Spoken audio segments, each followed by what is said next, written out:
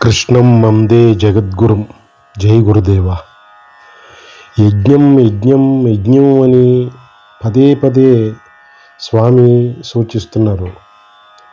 ధర్మాచరణే path of రైటియస్నెస్సే యజ్ఞం అని గ్రహించాలి. అది జ్ఞానపరంగా చూసుకున్న, భక్తిపరంగా చూసుకున్న స్వధర్మాన్ని ఆచరించటం, శాస్త్ర విదితమైన కర్మలు చేయటమే యజ్ఞం అని స్వామి సూచన. ఇక్కడ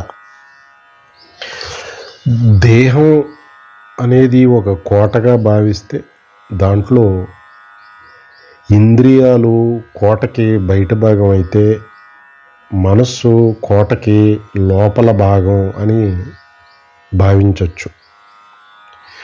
కోట స్థిరంగా దృఢంగా ఉంటే కోట లోపలున్న రాజ్యానికి, రాజుకి, మంత్రులకి, సైనికులకి, కార్మికులకి, ప్రజలకి ఉన్న సంపదకి ఏ లోటు ఉండదు.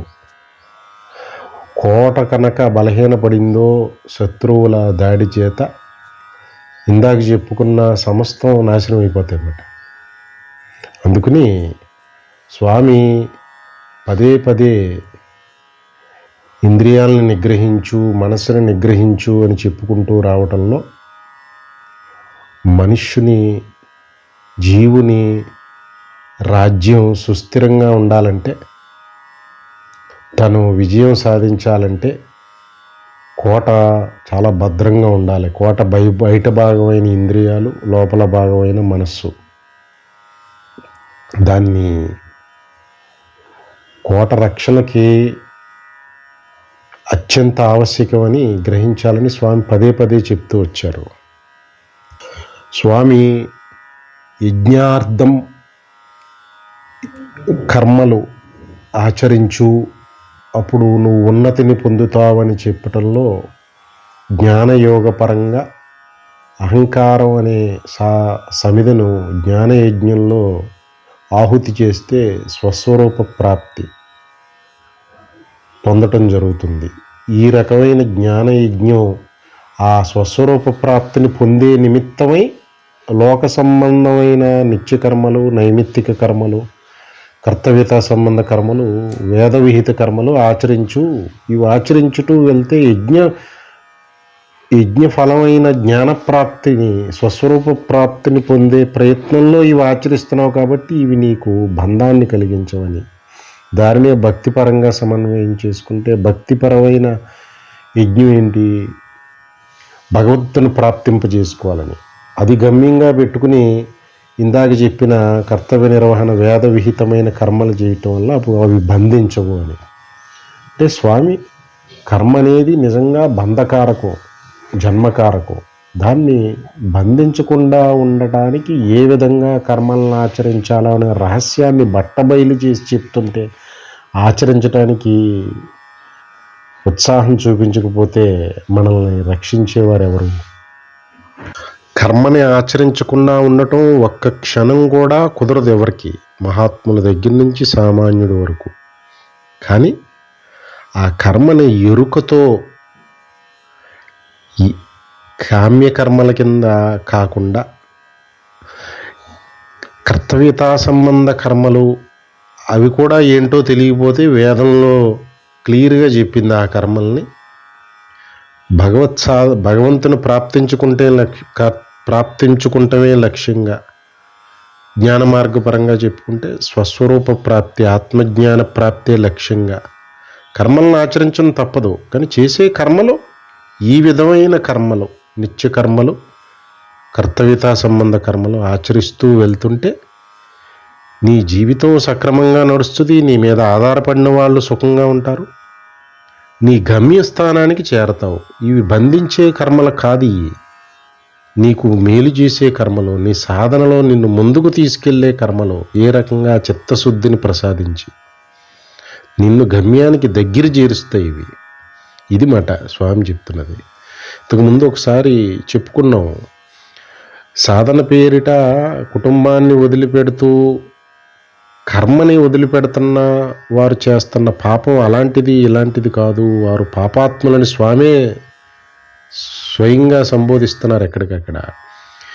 ఎప్పుడు చూసినా భార్యా పిల్లలను వదిలిపెడుతున్న పురుషుల గురించే అనుకుంటం జరిగింది. కానీ ఇప్పుడు దౌర్భాగ్యం ఏ స్థాయికి వచ్చిందంటే, భర్త పిల్లల్ని వదిలిపెట్టి వెళ్తున్న ఆడవాళ్ళు కూడా సాధన పేరిట ఆశ్రమాలు వెంబట తిరగటం, కర్తవ్యతా సంబంధ కర్మలను వదిలిపెట్టి వెళ్ళటం జరుగుతుంది. ఎంతటి భయానకమైన స్థితి అంటే ఇది. వారికి ఏ విధమైన భద్రత లేదు సమాజంలో. వారు ఎటువైపు ప్రయాణం చేస్తున్నారో తెలియదు. వారు ఆశ్రయిస్తున్న ఆశ్రమాలు పెద్దలు కూడా ఏ విధమైన జ్ఞాన స్థితిలో ఉన్నారో కూడా అవగతం అవ్వదు. ఒక గుడ్డివాడు ఇంకొక గుడ్డివాడిని నమ్ముకుని రోడ్డు దాటటానికి వెళ్ళిన రీతిలో ఉన్నాయి ఈ తంతులన్నీ. అంటే స్వామి యుగ యుగాల క్రితం చెప్పారు ఈ ఇన్సిడెంట్స్ అన్నీ. ముందు ఈ పరిస్థితులు రాబోతున్నాయి. కర్మను వదిలిపెట్టిపోవటానికి సాధన పేరిట, భక్తి పేరిట ప్రమాదాలు కొని తెచ్చుకుంటున్నారు. అంతకన్నా కర్మను మానటం కంటే కర్మను ఆచరించటమే మేలు. అది ఆచరిస్తూ ఉంటే అది ఎలాంటి కర్మలు ఆచరించాలో స్పష్టత వస్తుంది. అది నీకు ఏ గమ్యాన్ని సాధిస్తున్నావు అనుకున్నావునో, భక్తిని, భగవంతుణ్ణి, జ్ఞానాన్ని, అది నీకు తప్పనిసరిగా ఈ కర్మే నీకు ఆ స్థితిని చేకూర్చి పెడుతుంది. ఈ కర్మను ఎందుకయ్యా సందేహిస్తున్నావు? నీ మనసును సందేహించు. ఏ విధమైన మనోభావనతో నువ్వు కర్మం చేస్తున్నావని స్వామి తపన. ఆ ఉన్న ఏకాత్మయే తనని తాను పోషించుకుంటున్నది ఒక క్రమబద్ధమైన విధి విధానాలతో అనడానికి నిదర్శనమే స్వామి సూచించిన ఈ జీవులన్నీ అన్నం ద్వారా, అన్నం వర్షం ద్వారా, వర్షం యజ్ఞం ద్వారా, యజ్ఞం వేదవిహితమైన కర్మల ద్వారా, వేదం భగవంతుని ద్వారా వచ్చింది. కాబట్టి యజ్ఞం భగవత్ స్వరూపం. ఆ యజ్ఞపరమైన కర్మలు ఆచరిస్తే జ్ఞాన మార్గంలో జ్ఞానానుభవాన్ని, భక్తి మార్గంలో భగవత్ ప్రాప్తిని పొందుతామని ఇంత ఇంటిగ్రేటెడ్ లింకేజ్ చెప్పడంలో స్పష్టత ఏమిస్తున్నారంటే స్వామి, అస్తిత్వాన్ని నమ్మినా నమ్మకపోయినా, నాస్తికులైనా సరే ఆస్తికులైనా సరే ఈ లింకేజ్ని కాదనడానికి లేదు. ఎందుకంటే నాస్తికుల్ని పోని దేనికదే పుడుతుంది, మరణిస్తుంది, ఏ మహాశక్తి లేదు అని చెప్పి మాట్లాడే నాస్తికులు కూడా వర్షాన్ని వేరుగా, ఆహారాన్ని వేరుగా మాట్లాడలేరు. వర్షాన్ని తప్పించి ఆహారాన్ని ఉత్పత్తి చేయమంటే వారి దగ్గర సమాధానం లేదు. అందుకని ఆహారాన్ని తప్పించి జీవుల యొక్క ఈ స్థితిగతులు, ఆరోగ్యం, వారి ఉత్పాదనకి మార్గం సుగమం చేయమంటే వారి దగ్గర సమాధానం ఉండదు. అంటే ఇంత ఇంటిగ్రేటెడ్ సిస్టమ్ని దాని అంతటా అది సెల్ఫ్ సస్టైన్ మోడ్లో రన్ అయ్యేలాగా ఒక మహాశక్తి తనను తాను పోషించుకుంటుంటే మధ్యలో వచ్చి ఏమీ లేదనడానికి అర్హత ఏమన్నా ఉందా? ఈ లాజిక్ని గ్రహించవలసి ఉంటుందన్నమాట. ఆస్తికత్వం మీద విశ్వాసాన్ని పెంచుకోవటానికి, స్పష్టతనివ్వటానికి స్వామి ఈ ప్రాక్టికల్ డైమెన్షన్స్ అన్నీ విశదీకరిస్తున్నారు. ముందుకు వెళ్తూ స్వామి ఏమంటున్నారంటే, ఏవం ప్రవర్తితం చక్రం నానువర్తయతిహయా అగాయురింద్రియో రామో మోగం పార్థ సజీవతి. ఇందాక చెప్పిన సృష్టి చక్రం యొక్క రహస్యం స్పష్టంగా అర్జునుడికి వివరించి చెప్పి ఏమంటున్నారంటే, ఈ విధంగా పరంపరాగతంగా అంటే అనాదిగా కొనసాగుతున్న ఈ సృష్టి చక్రానికి అనుకూలంగా ప్రవర్తించకుండా, అంటే తన కర్తవ్యాలను పాటించకుండా ఇంద్రియ సుఖాలని అనుభవించటానికి చూచేవాడు మహాపాపి వాడు, అటువంటి వాడి జీవితమే వ్యర్థం అంటున్నారు. ఇది సాక్షాత్తు భగవానుడు స్పష్టపరుస్తున్నారన్నమాట. ఎటువంటి వారి జీవితం వ్యర్థమో ఇందులో అంటే మనుష్యానాం సహస్రేషు కశ్చిద్యతి సిద్ధయే అంటారు ఒక చోట. అంటే కోటాను కోట్ల జన్మల తర్వాత మనుష్య జన్మ లభిస్తుంది అని, అందులో అది దాని యొక్క సార్థకతను నెరవేర్చుకోవాలి. అమూల్యమైన మానవ జన్మ ఇది. ఇటువంటి అమూల్యమైన జన్మను వ్యర్థం చేసుకుంటున్న వారు అవుతారు ఈ విధమైన జీవనం కొనసాగిస్తున్న వారని. ఏ విధమైన జీవనం? కేవలం కోరికలతోటి ఇంద్రియ సుఖాలు అనుభవించటానికి పనులు చేస్తూ వారికి ఉన్న కర్తవ్యాలను పాటించకుండా ప్రవర్తిస్తూ ఉన్నవాళ్ళు ఈ అనాదిగా కొనసాగుతున్న సృష్టి చక్రానికి ఇబ్బంది కలిగించిన వాళ్ళు అవుతారు. మహాపాపులు వాళ్ళు. వారు బతుకున్న మరణించిన వాళ్ళతో సమానమని స్పష్టంగా తేల్చేశారు స్వామి. అంటే 4 క్వాడ్రంట్ల కింద జీవుల్ని విభజించుకుంటే తమోగుణం, పూర్తి తమోగుణ స్వభావంతో జంతుప్రాయమైన జీవితం గడుపుతున్న జీవులందరూ కూడా ఈ మనుష్య జన్మ అక్కర్లేదు వారికి, జంతు జన్మ కూడా అనవసరమేమో అన్నట్టుగా మాట్లాడుతున్నారు స్వామి. అంటే స్వామి దేన్ని సూచిస్తున్నారంటే ఇంతకుముందు చెప్పారు, యజ్ఞపరమైన కర్మల్ని ఆచరించు, అవే వేదం అందులో చెప్పింది నీకు తెలియదని, అవి నువ్వు చేయవలసిన పనులయ్యి నీ కర్తవ్యానికి నిర్వర్తించవలసిన పనులకు అనుగుణంగా ఉంటాయి. అవి అటువంటి కర్మల్ని కనుక ఆచరిస్తే అప్పుడు ఈ సృష్టి చక్రానికి నువ్వు సహకరించిన వాడు అవుతావు. సృష్టి చక్రం నీకు సహకరిస్తుంది. ఆ విధంగా జీవనం కొనసాగిస్తున్న మనుష్యులందరూ ఒకళ్ళనొకళ్ళు సహకరించుకుంటూ బలోపేతం చేసుకుంటూ సృష్టికి సహకరిస్తూ సృష్టి ద్వారా సహకారం పొందుతూ ఆ యజ్ఞ దేవతల యొక్క ఆశీస్సులు పొంది భోగాలన్నీ తీర్చుకుంటూ సుఖంగా గడపండయ్యా అని చెప్పి ఇంత సూత్రప్రాయం చేస్తే మనుష్యుడి యొక్క జీవనాన్ని, అతని యొక్క శాంతి సుఖాన్ని అసలు ఇంత మా సూత్రాలు మావే, మా జీవనం మాదే, ఎవరో మాకు సూత్రాలు విధించటం ఏంటి అనేదే అజ్ఞానం అన్నమాట. అనేదే దేహ తాదాత్మ్యమైన చెందిన అహంకారం. వారందరూ కూడా వాళ్ళ జీవనం వ్యర్థం. మరి అటువంటి వాళ్ళు జీవనం వ్యర్థం అని స్వామి తేల్చేశారంటే వాళ్ళకి ఎక్కడన్నా భగవత్ కృప, దేవతల కృప, ఆ ప్రకృతి కృప లభించదు ఇంక వారికి అనే కదా. గుండె జల్లు మనాలి కదా ఈ విషయం. స్వామి నోటమట వచ్చిన ఈ కఠినమైన మాట విని వాళ్ళ జీవనం వ్యర్థం అని అన్నారంటే వారు ఆ దేవతలో మహాశక్తి ఏదైతే ఉందో వాళ్ళ అనుగ్రహాన్ని కోల్పోయినట్టే కదా. భక్తి ప్రధానంగా చూసుకుంటే వారి తెలివితేటల మీద వారు బతకవలసిందే. మరి వారికి బాధలు లేవా, అనారోగ్యాలు లేవా, కష్ట నష్టాలు లేవా?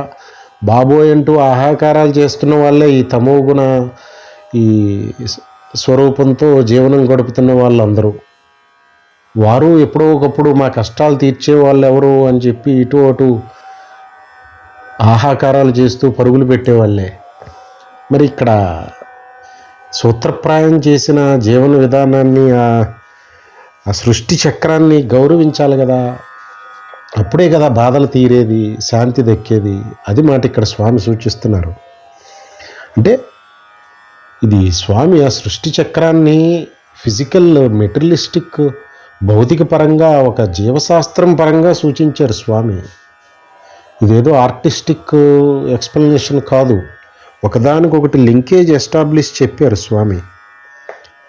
ఈ భగవంతుడు యజ్ఞంలో దేవతలు వచ్చి ప్రీతి చెందుతారని చెప్పి ఆ యజ్ఞం వేదంలో చెప్పిన విహిత కర్మల ద్వారా నిర్వర్తింపబడుతుంది. ఆ వేదమేమో భగవంతుడి నుంచి వచ్చింది సాక్షాత్తు. అవి అపౌరుషేయాలు ఎవరో రచించినవి కాదు. ఋషులు దర్శించి ఆ భగవానుని యొక్క వాక్కును గ్రంథస్థం చేసినవి.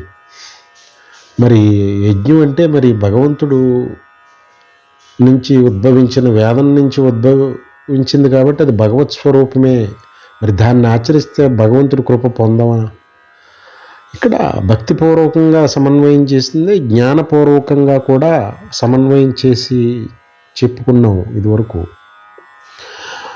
తన స్వస్వరూపాన్ని పొందటమే జీవిత లక్ష్యం అని భావించి తన అహంకారాన్ని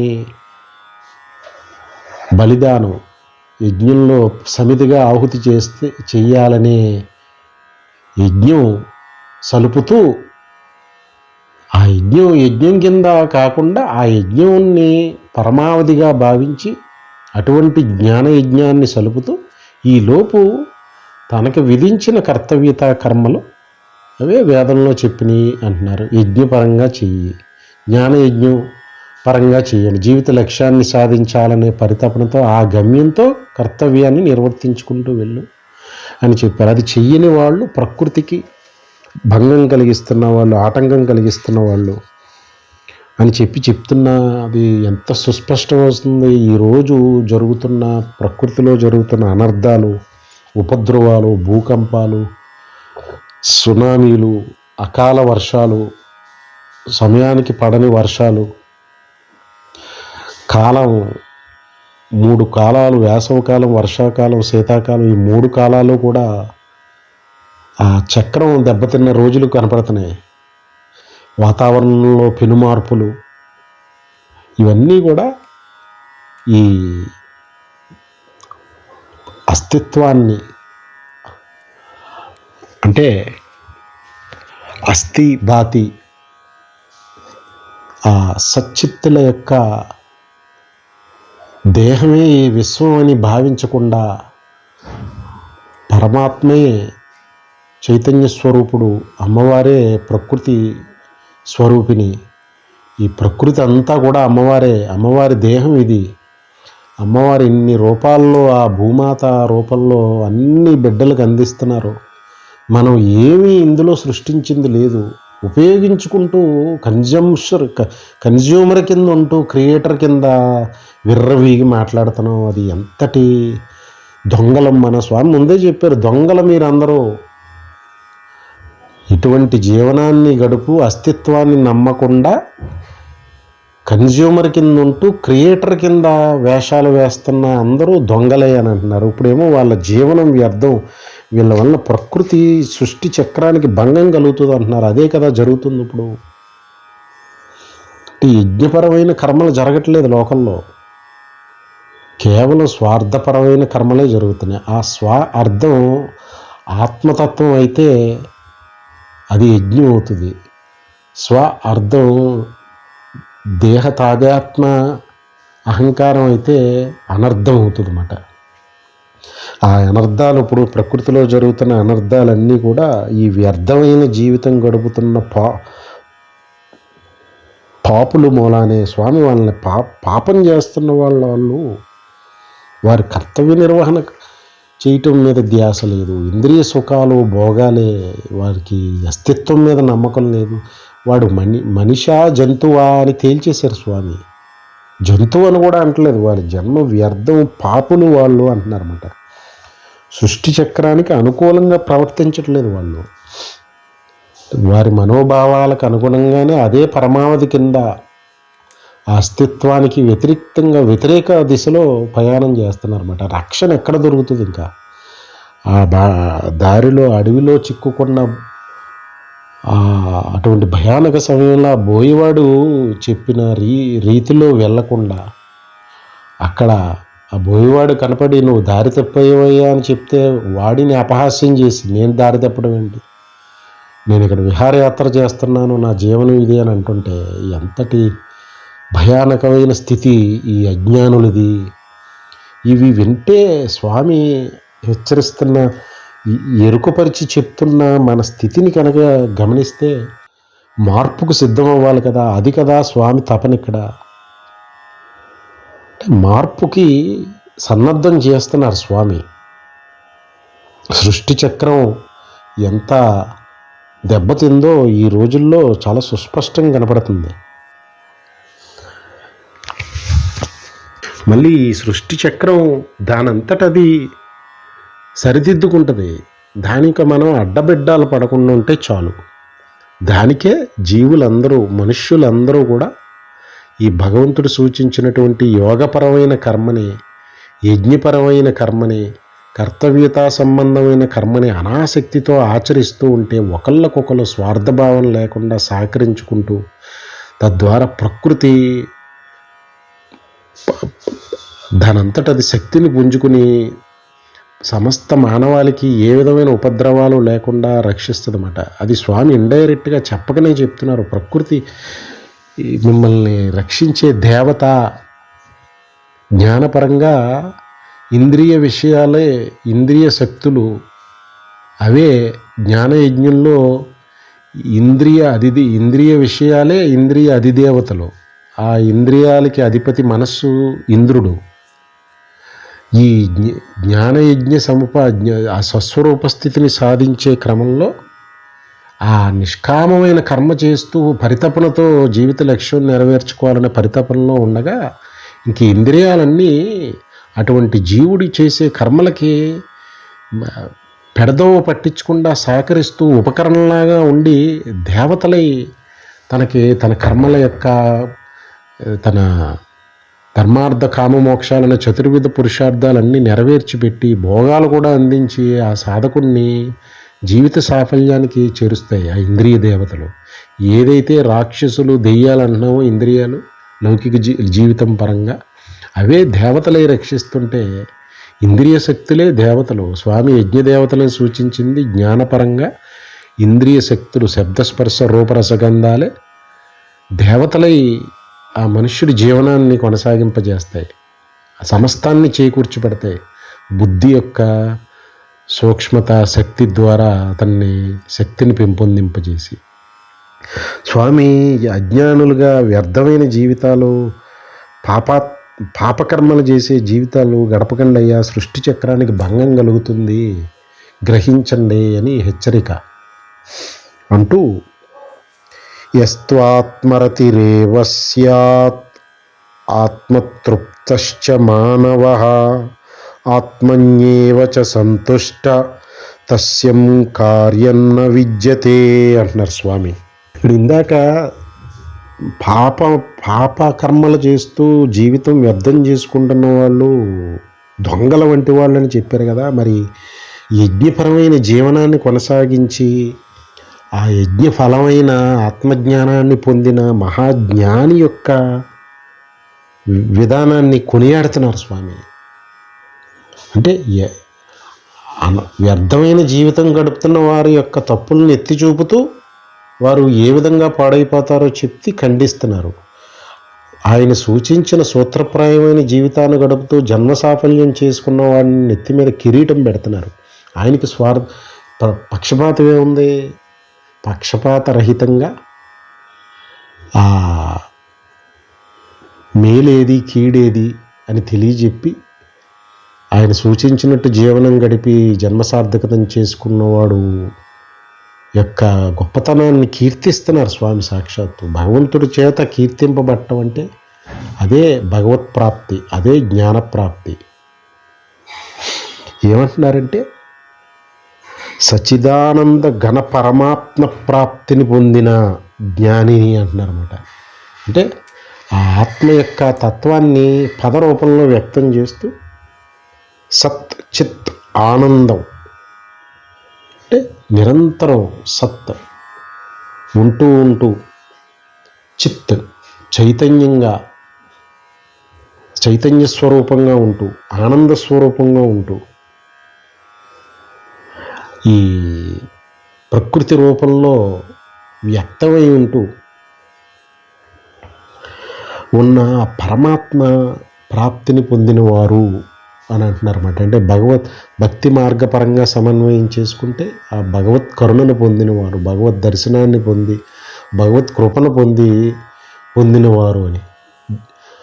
జ్ఞాన మార్గపరంగా సాంఖ్యయోగుల పరంగా చూసుకుంటే ఆ దేహాత్మ భావన సమూలంగా నాశనమై కాదు, ఆత్మజ్ఞాన స్వస్వరూప అనుభవం కలిగినప్పుడు ఇంకా దేహాత్మ భావనని నాశనం చేసుకుంటాం కాదు, అది నెగిటివ్గా చెప్పడం. పాజిటివ్గా చెప్పడం అంటే స్వస్వరూప అనుభవం కలిగితే దేహతాదాత్మ్యం చెందిన మిథ్యాహంకారం లేనే లేదు నిజానికి. కానీ కట్టి కుడుపుతున్నది అదే. అది లేనే లేదని స్వస్వరూప ప్రాప్తి ద్వారా రూఢి అవుతుంది. ఆ స్థితిని పొందిన జ్ఞాని వాడిని మహాత్ముడు అంటున్నారు. మహా ఆత్మ అదే ఏకాత్మ, దానిని అనుభవైకం చేసుకుని అదిగా ఉంటున్నవాడు. మహా ప్లస్ ఆత్మ అంటే గొప్పదైన పెద్దదైన ఆత్మ. పెద్ద ఆత్మ ఏంటి? ఇన్ని జీవుల యొక్క ఈ చైతన్యాలు విడివడి చిన్నాభిన్నమైనట్టు కనపడుతుంది జగత్తంతా. ఇవన్నీ కూడా దారంలో మణులు గుచ్చబడి ఉన్నట్టు ఏక మాల ఇదంతా.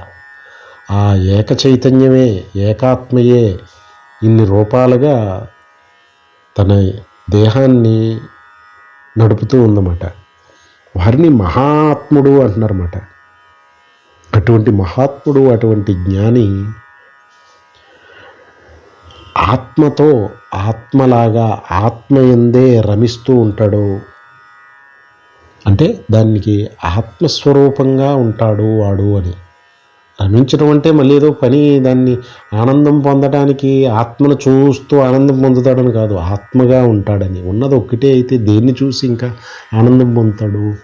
ఇవన్నీ వ్యక్తం చేయటానికి ఆ ఆనందాన్ని స్వామి మహాత్ములు బోధించేటప్పుడు వాడే పదజాలం రమించటం అంటే ఒక కర్మ కింద కనపడుతుంది. అది ఏదో ఒక ట్రాన్సాక్షన్ జరుగుతుంది. ట్రాన్సాక్షన్ అంటే రెండు ఉండాలి.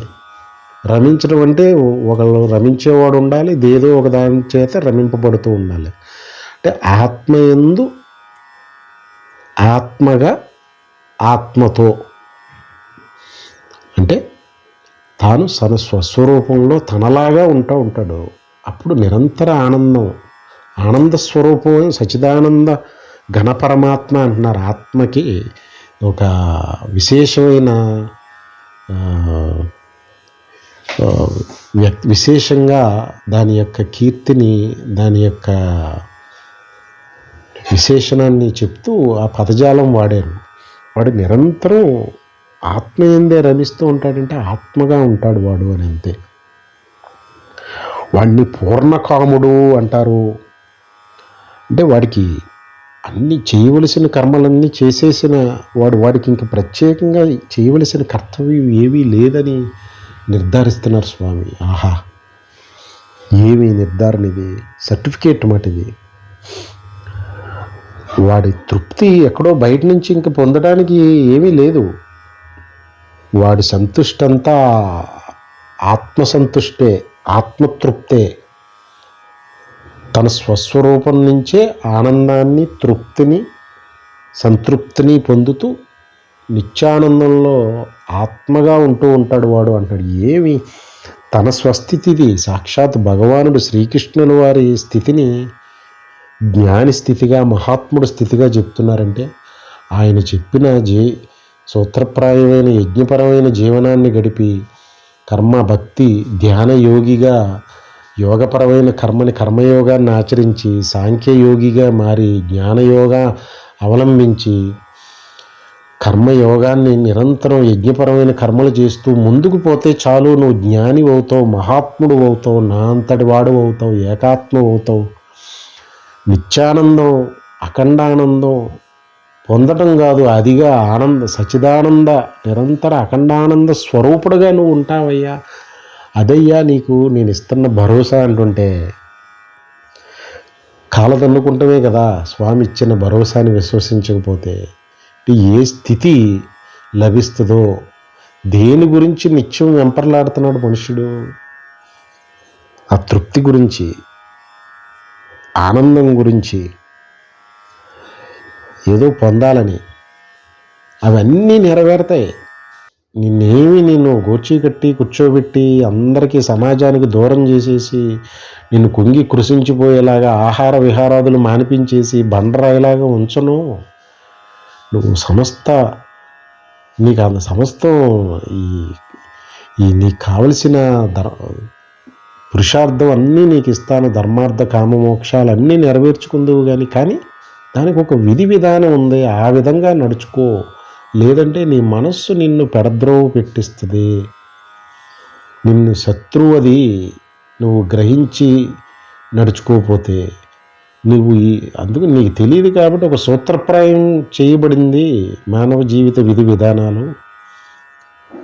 దానిని ఆచరిస్తే చాలు.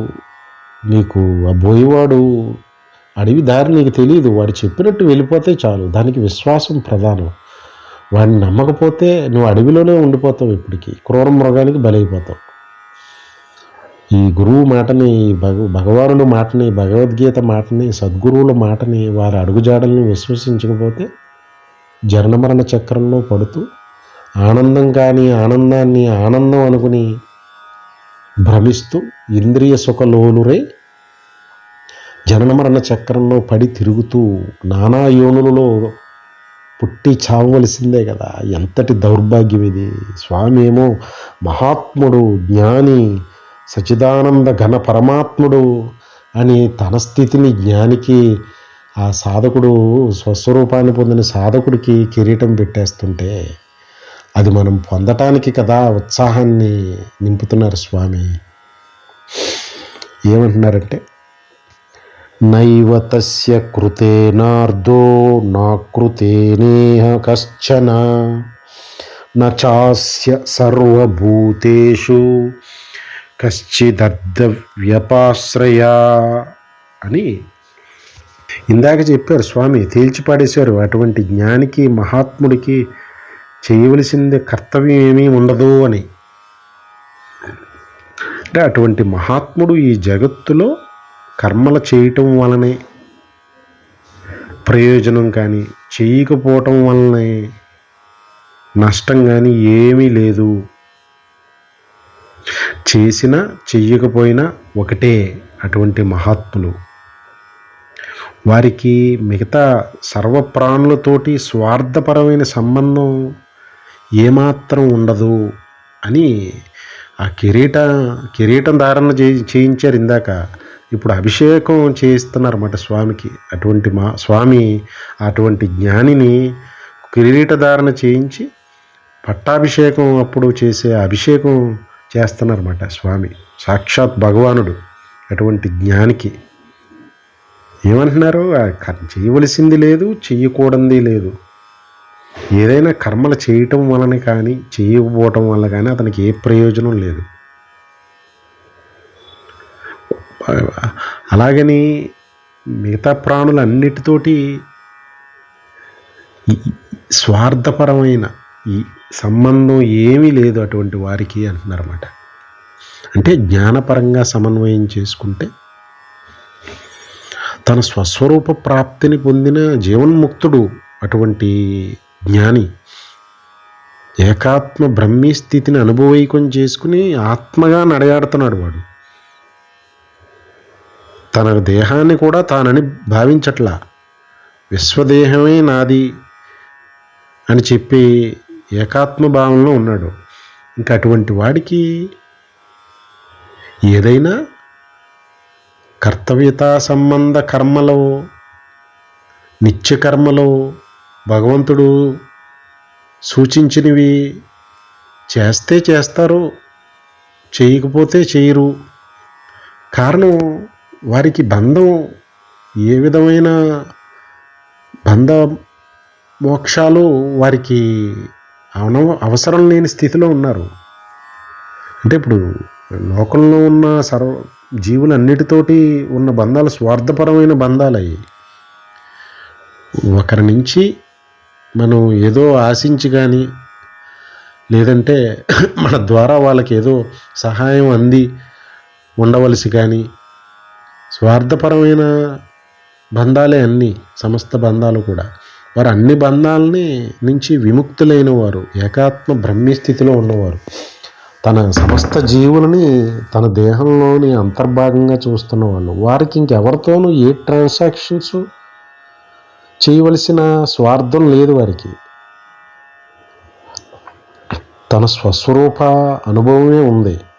ఇంకా అటువంటి స్థితిలో, రెండు లేని స్థితిలో వారు ఎవరితోటి ఏ విధమైన ట్రాన్సాక్షన్స్ పెట్టుకోవాల్సిన అవసరం ఉంది?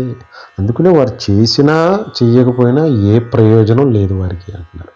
అంటే అదే బ్రహ్మనిష్ఠుల యొక్క స్థితి, అవధూతల స్థితిని ఇక్కడ స్వామి రహస్యం చెప్తున్నారన్నమాట. మహాత్ములు, బ్రహ్మనిష్ఠులు, ఇంతకుముందు ఒకసారి చెప్పుకున్నట్టు ఈ మహాత్ములు, మహాజ్ఞానులు, అనుభవజ్ఞానులు అయితే బ్రహ్మనిష్ఠులుగా ఉండిపోతారు, ఏ విధమైన కర్మలు పెట్టుకోకుండా. ఈ మహాత్ములు, జ్ఞానులే కర్మాధికారిగా లోక కళ్యాణార్థం కర్మలు చేసే పనులు ఎత్తుకుంటారు ఒక్కోసారి. అది వారి ఈశ్వర నిర్ణయం, వారి యొక్క సర్వతంత్ర స్వతంత్ర నిర్ణయం. అది ఇది చెయ్యాలని కానీ, ఇది చేయకూడదు కానీ, ఇది చేయటం వలన చేయకపోవటం వలన ఏదైనా ప్రయోజనం కానీ నష్టం కానీ ఏమీ ఉండవు మాట వారికి. ఇదేదో మిస్టీరియస్గా అర్థమవనే విషయం కాదు. కారణం దాని సుస్పష్టమైన జ్ఞాన సమన్వయం చెప్తున్నాం. ఏకాత్మ భావంలో ఉన్నారు వారు. ఏదైనా ఇద్దరు వ్యక్తులు ఉన్నా, వారి మధ్యన బంధం ఉన్నా అక్కడ ట్రాన్సాక్షన్కి అవకాశం ఉంటుంది, స్వార్థం ఉంటుంది. కాబట్టి ఇక్కడ అటువంటి స్వార్థానికి అవకాశమే లేదు, ఏకాత్మ భావనలో ఉన్నారు వారు. అది మాట ఇక్కడ అటువంటి మహాత్ముల స్థితిని తెలియజేస్తూ వారు పూర్ణకాములు అన్నారన్నమాట ఇందాక. అంటే ఇంకా వారు చేయవలసింది కర్మలంటూ ఏమీ లేవు వారికి, కర్తవ్యమే లేదని చెప్పేస్తున్నారు ఇక్కడ. కానీ ముందు స్వామి లోకం మరి అంతటి చైతన్య స్థాయి, అటువంటి బ్రహ్మీ స్థితిని పొందిన మహాత్ముడు చైతన్య స్థాయిని రిలేట్ చేసుకుంటాం, సమన్వయం చేసుకుంటాం అర్థం కాక వారిని, వీళ్ళ బద్ధకాన్ని జస్టిఫై చేసుకుంటానికి వారిని ఉదాహరణగా తీసుకుంటారేమో అని చెప్పి స్వామి వారి చేత కూడా కర్మలు జరుగుతాయి, వారు కూడా కర్మలు చేస్తారని ముందు చెప్తారు. వెంటనే మన మనసుకు తోచిన ఆలోచనలు, మాటలు, పనులను సమర్థించుకుంటానికి ఉన్న ఏ అవకాశాన్ని వ్యర్థజీవులు అని స్వామి ఎవరిని బోధించారో వాళ్ళు వదులుకోరు కదా. మాట తోలితే చాలు వెంటనే దాన్ని పట్టుకుని అదిగో అందుకే నేను ఇలా చేస్తున్నానని. అది చేయవలసి వస్తే మటుకి వారు ఆచరిస్తున్నారు కదా అని వీరు ఆచరించరన్నమాట. అంటే మనకి అనుకూలమైన మాటలే వింటాం, అనుకూలమైన పనులే మనం చేస్తాం. మనకి అననుకూలమైన మాట కానీ, అననుకూలమైన పని కానీ చేయవలసి వచ్చినప్పుడు మనుషుల యొక్క నిజస్వరూపాలు బయటపడతాయన్నమాట. అక్కడ తేలిపోతుంది గీటు పెట్టి.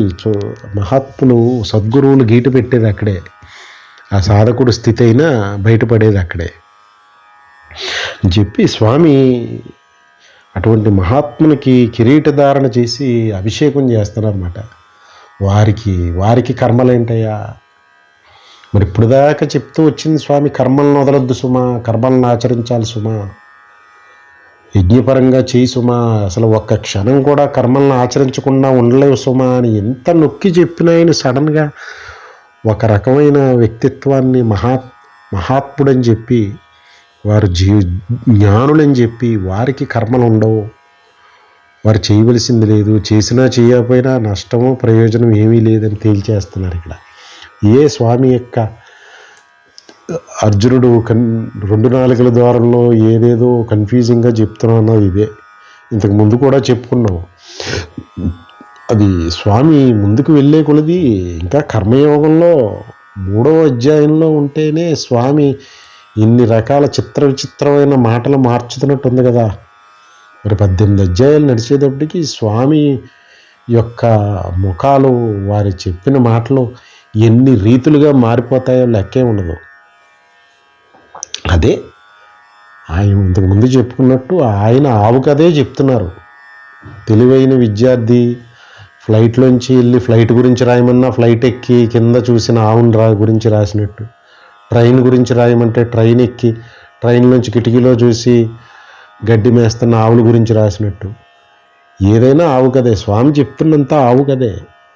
అంటే ఏకాత్మతత్వ ప్రాప్తిని అందించడానికే, పరమగమ్యం చేర్చడానికే. కానీ ఈ లోపు మైలురాళ్ళు దగ్గర సమన్వయం చేస్తూ సాధకుడి యొక్క ప్రయాణాన్ని సూత్రప్రాయంగా క్రమానుగతంగా ముందుకు తీసుకెళ్లటంలో ఒక్కొక్క మైలురాయికి సంబంధించిన ప్రయాణం చెప్తున్నప్పుడు ఒకలా ఉంటుంది.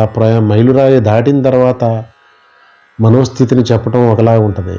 ఆ మైలురాయి మనోస్థితిని పొంది తదుపరి మైలురాయి ప్రయాణం కొనసాగిస్తున్నప్పుడు మనోస్థితి ఇంకోలాగా చెప్తారు. అందుకని అది మన చైతన్య స్థాయిని బట్టి స్వామి మాటలు వివిధంగా కనపడుతూ ఈ పొంతన లేకుండా కన్ఫ్లిక్టింగ్గా పరస్పర విరుద్ధంగా ఉన్నట్టు కనపడటం మన అజ్ఞానమే. కానీ విశ్వాసంతో స్వామి పాదాలు పట్టుకుని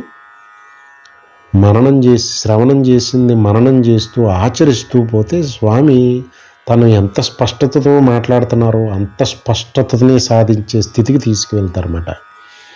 ఏమంటున్నారంటే తస్మాదసక్త సతతం కార్యం కర్మ సమాచర ఆసక్తో హ్యాచరన్ కర్మ పరమాప్నోతి పూరుషః అంటున్నారు.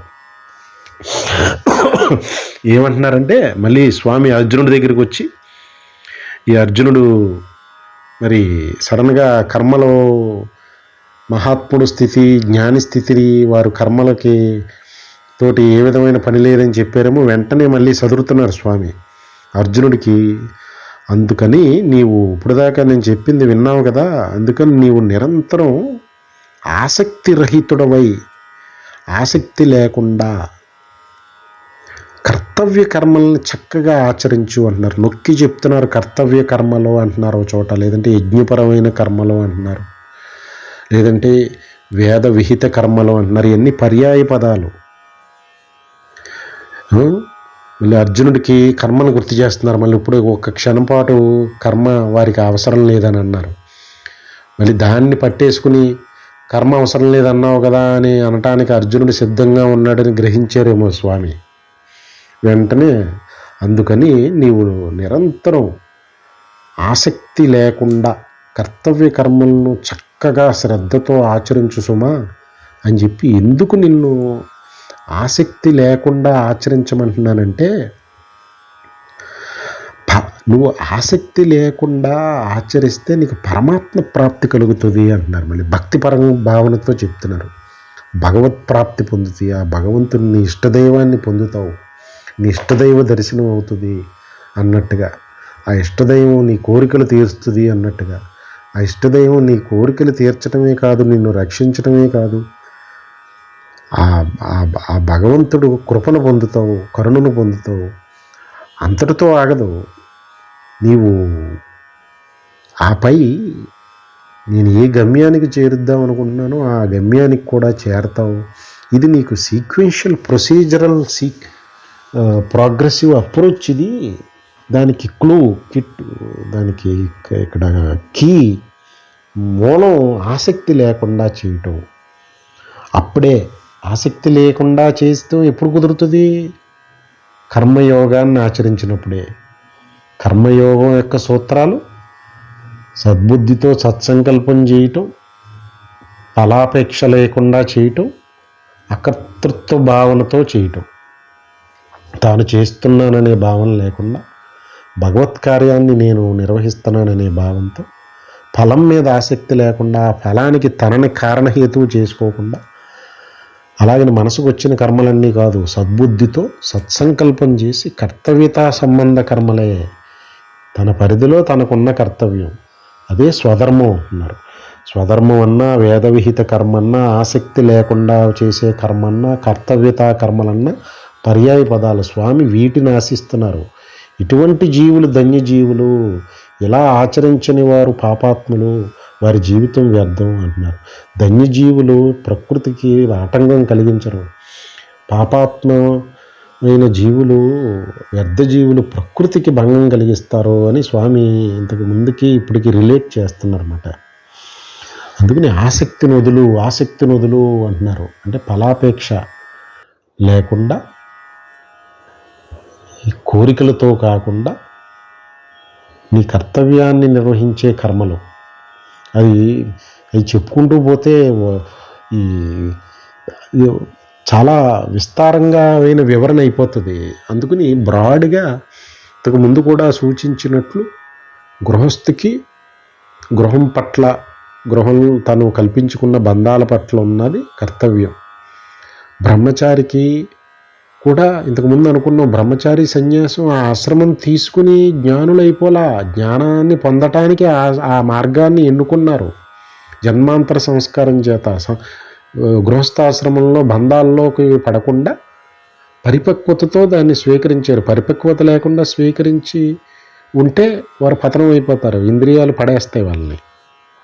అందుకనే బ్రహ్మచర్యం, సన్యాసాశ్రమం రికమెండ్ చేయరు మహాత్ములు. అది ఎంతో విశ్వాసం, ఆ ఓర్పు, అతడి నిగ్రహం కనపడితేనే తప్పితే. అంటే బ్రహ్మచారికి సన్యాసికి కూడా కర్తవ్య నిర్వహణ ఉంటుంది, వారి పరిధిలో వారికి ఉన్నది. మరి వానప్రస్థుకు ఉండే కర్తవ్య నిర్వహణ వారికి ఉంటుంది. ఈ ఆశ్రమాల పరంగా కాకుండా నిత్య దైనందిన జీవితంలో విద్యార్థి కర్తవ్యం చదువు మీద శ్రద్ధ పెట్టి, ఎటువంటి ఇంద్రియ లోలత్వానికి గురి కాకుండా, మానసిక చంచలనానికి గురి కాకుండా చదువుని సిద్ధింప చేసుకుంటాం. అంతే. ఈ యువత ఇంద్రియ నిగ్రహం, మనోనిగ్రహం లేక చిన్న వయసుల్లో జీవితాలు బలైపోతున్నాయన్నమాట.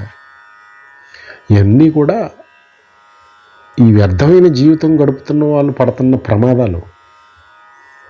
అందుకని కర్తవ్యాన్ని ఆచరిస్తే అప్పుడు భగవంతుడు సూచించిన ఇంద్రియ నిగ్రహం, మనోనిగ్రహాన్ని సాధించాలి, లోకజ్ఞానాన్ని తెలుసుకోవాలి, ఆత్మజ్ఞానాన్ని పొందాలని సాధన చేయాలనే 4 పిల్లర్ల మీద తన చదువు అనే ఒక స్టేర్ని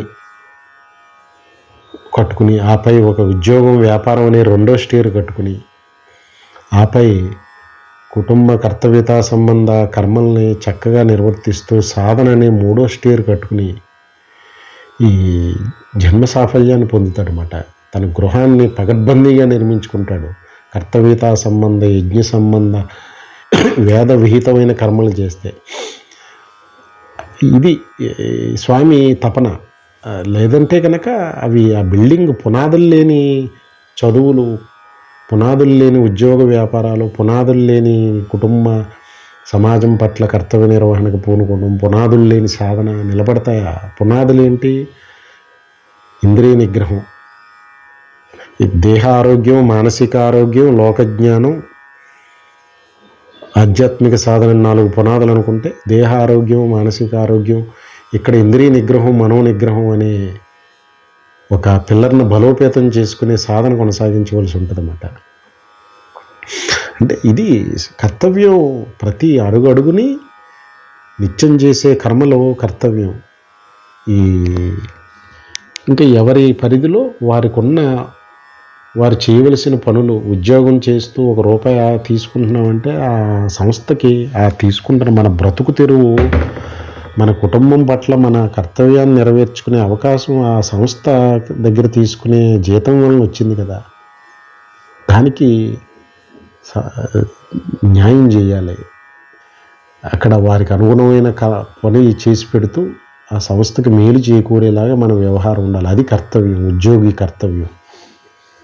వ్యాపారం ఏదన్నా మొదలు పెడితే ఆ వ్యాపారం భగవత్ ప్రసాదితం అని చెప్పి దానికి నిరంతరం శ్రమిస్తూ, ఆ వ్యాపారమే కదా నా కుటుంబ నిర్వహణకి, నా కర్తవ్య నిర్వహణకి ఆధారం అని చెప్పి దాన్ని భగవత్కార్యంగా నిర్వర్తించడం పగడ్బందీగా. ఇదే కర్తవ్యం. అంటే ధర్మం. వారు ఆచరించవలసిన పనులు, వారు చేయకూడని పనులను వదలటం కూడా కర్తవ్యంలోకే వస్తుంది. అదే వేదంలో చెప్పిన ఏది చేయాలో ఏది చేయకూడదు. అంటే కర్తవ్యం అంటే ధర్మాచరణ. ధర్మాచరణ అంటే path of righteousness. Path of righteousness అని చెప్పారంటే చెయ్యకూడని పనులు వదలాలని కూడా ఇండైరెక్ట్గా చెప్పినట్టే. అంటే చెయ్యకూడనివి చెయ్యకుండా ఉండటం, చెయ్యవలసిన పనులన్నీ వారి పరిధిలో వారు అన్నీ చేస్తూ ఉండటం. కార్యపద్ధతి క్రమపద్ధతి అనేవారు స్వామి. పనిని చేయవలసిన విధంగా చేయటం, వాటి పనుల యొక్క క్రమం ఉండవలసిన విధానంగా ఉండటం. అప్పుడు అది సక్రమంగా నెరవేరి తీరుతుంది. అదే భక్తి మార్గపరంగా స్వామి దేవతలు ప్రీతి చెందుతారంటే, ఇప్పుడు ఈ పరమైన జీవనం గడుపుతున్నవాడు యజ్ఞపరమైన జీవితం గడుపుతున్నాడు. వాడు యజ్ఞం చేస్తున్నాడు. అటువంటి సాధకుడు, అటువంటి కర్మయోగి, భక్తి యోగి, ధ్యానయోగి, సాంఖ్యయోగి జీవితం కాదు, యజ్ఞం వారిది. వారు పొందే స్థితి బ్రహ్మీ స్థితి. ఈలోపు వారికి దక్కవలసిన భోగాలు, సుఖాలు, పురుషార్థాలు అన్నీ దక్కుతాయి. సుఖంగా, సౌఖ్యంగా, భద్రంగా జీవనం సాగుతుంది అన్నమాట వారిది. పాత్ ఆఫ్ రైటియస్నెస్, ధర్మాన్ని ఆచరించు, స్వధర్మాన్ని ఆచరించు అంటున్నారు. పరధర్మం అంటే చేయకూడని పనులు, స్వధర్మం అంటే చేయవలసిన పనులు. చేయకూడని పనులను వదిలిపెట్టడం, చేయవలసిన పనులు మాత్రమే చేయవలసిన విధంగా చేయటమే స్వధర్మం.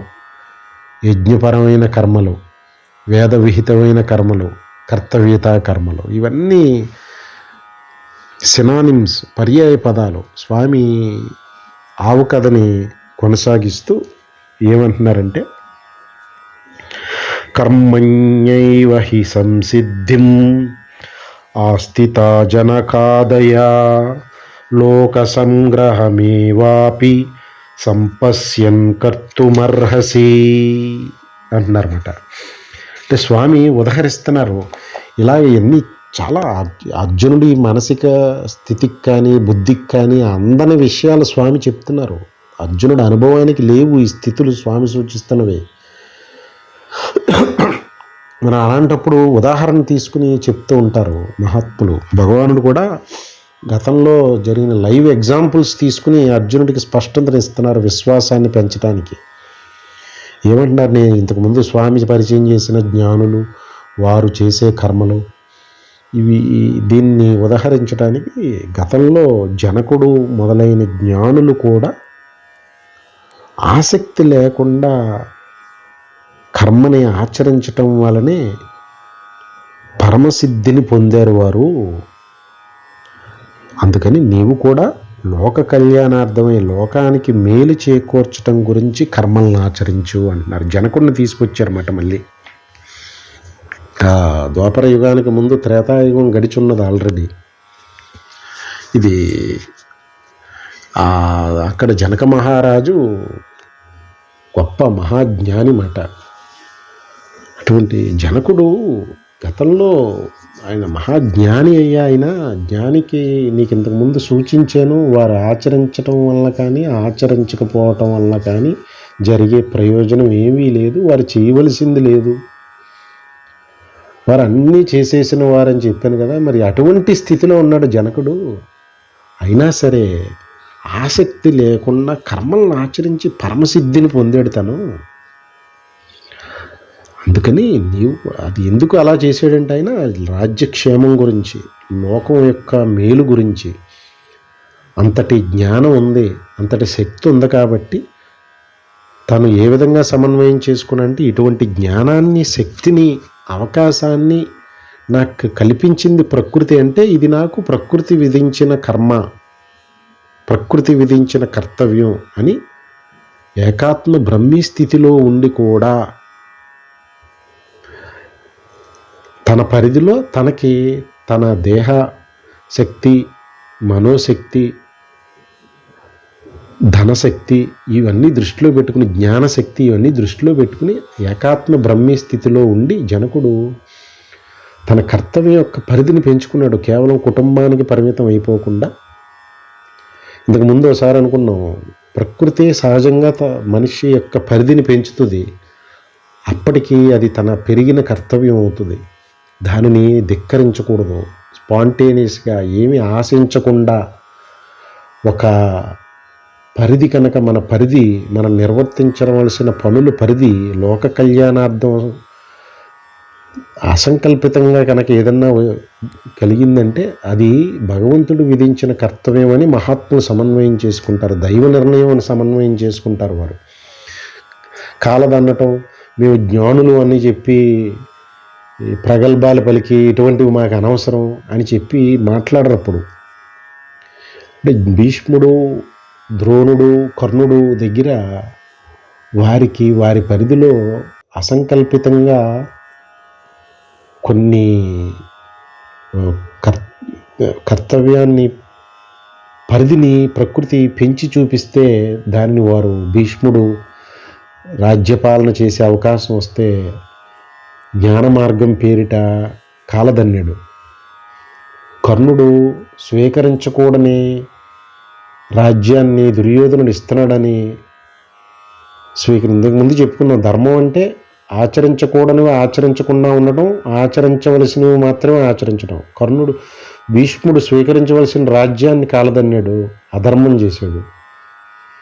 కర్ణుడు స్వీకరించకూడని రాజ్యాన్ని స్వీకరించి దుర్యోధనుడికి పాదాక్రాంతం అయ్యాడు, అధర్మం చేశాడు.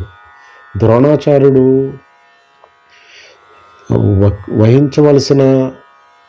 వహించకూడని పక్షంలో యుద్ధానికి పుత్ర వ్యామోహంతో వచ్చి అధర్మం చేశాడు.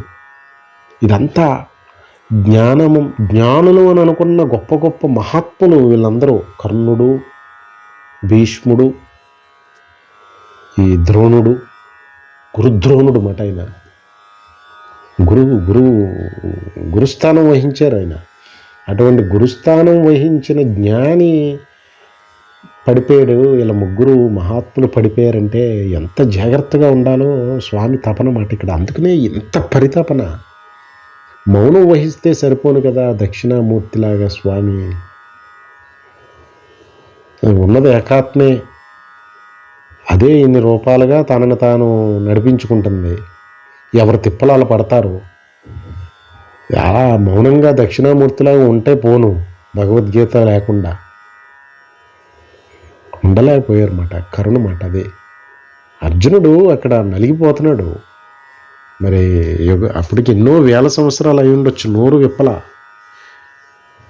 ఆ ఆవు దూడ వచ్చి పొదుగు దగ్గర గుద్దేటప్పటికి ఆ పాలు చిమ్మవలసి వచ్చింది ఆ ఆవుకి. గురువుకు కూడా అంతే. అనాదిగా ఈ తత్వ వాంగ్మయం అంతా, ఉపనిషత్ వాంగ్మయం అంతా, వేదాంత వాంగ్మయం అంతా అనుభవ జ్ఞానుల కరుణ ద్వారా పొంగి పొర్లింది.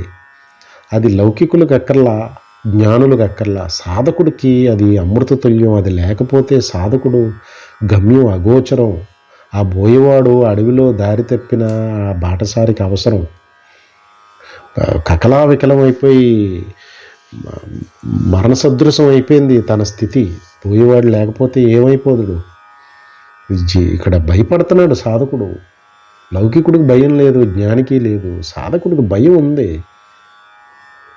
మరి ఆ భయాన్ని పిల్లవాడు భయపడుతుంటే మరి ఎక్కడో ఆ చైన్ దెబ్బతింది. దేహతాదాత్మ్యం పొందాడు. నేను జీవుడిని భ్రమించి స్వస్వరూప ఏకాత్మ భావనను మరిచి. లౌకికుడికి అది లేదు, గొడవ లేదు. నాస్తికుడికి లేదు, బ్రహ్మనిష్ఠుడికి లేదు. మరి సాధకుడికి ఆ భయం వచ్చింది. మరి దేవతలు వచ్చి అన్ని పురుషార్థాలని నెరవేర్చి పెడుతున్నారు. మరి సాధకుడికి వాడు సాధనను పరితపన పడుతున్నప్పుడు ఆ దేవతలు తీర్చే కోరికలు భోగాలు సాధకుడికి అక్కర్లేదు. మరి వాడి సాధకుడికి కావలసింది జ్ఞానాన్ని ప్రసాదించి మార్గాన్ని చూపించే గురువు. వాడికి సాధకుడికి ఇక్కడ దేవతల గురించి పరితపన లేదు. యజ్ఞయాగాది క్రతువులు చేసి దేవతలను తృప్తిపరుచుకుని కోరికలు తీర్చుకుందామని భగవంతుడు దాన్ని ఆచరించి ముందుగా అని చెప్పినా అది దాటి వచ్చి పరితపన పడుతున్న సాధకుడు జ్ఞానప్రదాత గురించి చూస్తున్నాడు, మార్గ సూచకుడు గురించి చూస్తున్నాడు, గమ్యం చేర్చడానికి క్షేమంగా ఒక గురువు గురించి చూస్తున్నాడు. ఆ గురుస్థానాన్ని ఆ ఏకాత్మయే వహించి వస్తుంది. అనాదిగా గురు పరంపర జరుగుతుంది. ఇదే కేవలం ఆ కుంటి గుర్రె గురించే మహాత్ములు ఈ అనాదిగా గురు పరంపర కొనసాగుతుందన్నమాట. మరి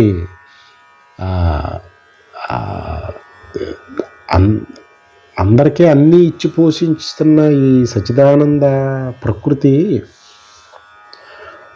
అడగకుండానే అన్ని ఆహారాన్ని సమృద్ధిగా ఇస్తుంది కదా. మరి పచ్చి లౌకిక జీవనం గడుపుతున్న వారికి కూడా ప్రకృతి అన్నీ ఇచ్చి వారిని సుఖపెడుతుంది కదా. మరి ఇక్కడ జీవిత లక్ష్యం ఏంటి? నేను ఏదో ఎక్కడో దారి తప్పినట్టున్నాను, నాకు ఈ భోగాల మీదకి మనసు వెళ్ళట్లేదు, నా జీవిత లక్ష్యం ఏదో ఉంది, జన్మరహస్యం ఏదో ఉందన్నప్పుడు వాడికి ఆ దైవశక్తి, ఆ ఏకాత్మ వచ్చి వాడి ఆకలి తీర్చదా? జ్ఞానపరమైన ఆకలి. అదే గురువు, అదే గురుబోధ. సూటిగా బాణం వేస్తే ఇవంతా లేలే, అన్నీ లేలే, గజం మిథ్య పలాయనం మిథ్య. కానీ శిష్యుడు యొక్క బాధ ఉంది అక్కడ. ఆవు దూడ ఆకలి ఉంది, దాని పొదుగు గుద్దటం ఉంది, పాలు చిమ్మటం ఉంది. అందుకని సూటిగా బాణాలు వేయకూడదు, వేయనివ్వరు మహాత్ముడు. అద్వైత అనుభవం, వాచ యోగపరమైన కర్మ. వాచా అద్వైతాన్ని వచించవద్దు అని అంటారన్నమాట. అది అనుభవమే. వ్యవహారం అంతా యోగపరమైన కర్మ సాగుతుంది. ఉంటే బ్రహ్మనిష్ఠుడుగా ఉంటాడు, లేదంటే కర్మాధికారిగా లోక కళ్యాణార్థం తన పరిధికి ప్రకృతి ఏం విధించిందో అంత పరిధిలో రాజ్యాన్ని పాలించవలసి వచ్చినా పాలిస్తాడు. అదే జనకుడిని సూచిస్తున్నారు. జనకుడు పరమసిద్ధిని పొందాడు, పరమప్రాప్తిని పొందాడు, మహాజ్ఞాని అయ్యి పరమసిద్ధిని పొందేక అనాసక్తిగా రాజ్యాన్ని పాలించాడు. అన్నట్టు అతను కేవలం నేను జ్ఞానిని అయ్యాను కదా, నా గృహస్థు కర్మ భర్తగా తండ్రిగా నా కర్తవ్యాన్ని నిర్వహించుకుంటానని తన పరిధిని తగ్గించేసుకోవాలి ఆ జ్ఞానిని అయిపోయానని. ఇదే ఇక్కడ స్వామి చెప్పే ప్రయత్నం చేస్తున్నారు అర్జునుడికి. జనకుడు పాత్రను తీసుకొచ్చి తన పరిధి భగవంతుడు ప్రకృతి అసంకల్పితంగా ఎంత పెంచిందో అంతా తన కర్తవ్యం అవుతుంది. రాజ్యాన్ని దేశాన్ని పాలించవలసి వస్తే జ్ఞానిగా అంతటి కర్తవ్యాన్ని తీసుకోవాలి. అది చెయ్యకూడని కర్మ అయితే రాజ్యాన్ని కూడా త్యాగం చేయాలి. దాన్ని కర్ణుడు స్వీకరించకూడని రాజ్యాన్ని త్యాగం చేసుంటే ధర్మం అయ్యేది, అది కర్తవ్య నిర్వహణ అయ్యేది. అది తీసుకుంటాం వలన కదా పాదాక్రాంతం అవ్వాల్సి వచ్చింది. స్వార్థపరమైన జీవనాన్ని గడుపుతున్న వాళ్ళ దగ్గర ₹1 తీసుకుంటే మనల్ని బతకనిస్తారా? వాళ్ళ జీవితానికి దాసుల్ని చేసేస్తారు కదా, దాసీ వృత్తిలో పెట్టేస్తారు కదా. అందుకని కర్ణుడు దాస్యం చేసాడన్నమాట, చేయవలసి వచ్చింది అంతటి జ్ఞాని కూడా. ధర్మం అనుకుని అధర్మాన్ని ఆచరించాడు. ధర్మ సూక్ష్మం, ధర్మ హృదయం అర్థం అవ్వట్లేదు లోకానికని భగవంతుడు ఇంతటి జ్ఞానాన్ని భగవద్గీతలో పెట్టి పూస గుచ్చి భగవద్గీత అనే మాలను అందించారు. ఎంత ఓర్పుతో గుచ్చారో పూసలో, ఒక్కొక్క పూస దగ్గర సుమారు 18 అధ్యాయాలు. ఎన్ని పూసలు గుచ్చారో ఒక్కొక్క అధ్యాయంలో, ఎన్ని పూసలు, అది స్తోత్రమా, అది ఒక పద్యమా, అది ఒక్కొక్క పద్యం దాని యొక్క హృదయం ఒక్కొక్క మహాసముద్రం. వ్యవహారంలో సాధకుడు ఉన్నాడు, వాడి పరితపన ఉంది.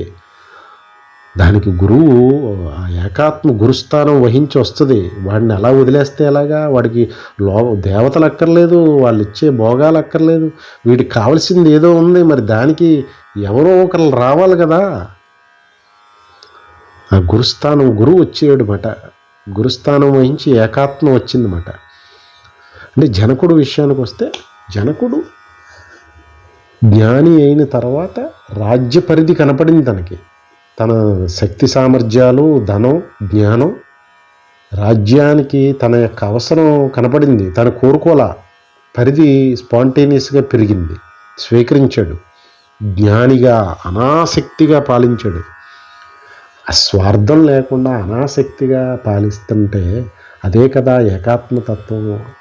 మాతృత్వం కాదు మాతృతత్వం అనేవారు స్వామి. అమ్మవారు మాతృతత్వాన్ని